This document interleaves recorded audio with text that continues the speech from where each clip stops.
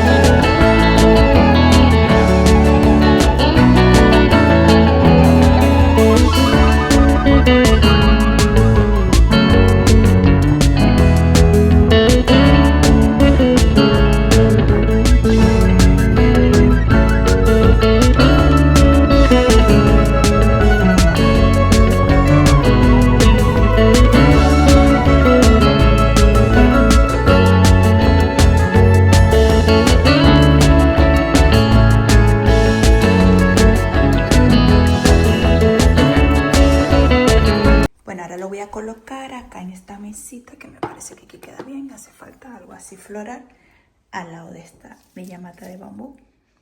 Y bueno, mira, así quedó el trabajo que se ha hecho hoy. Bueno, hasta luego, nos vemos en la próxima.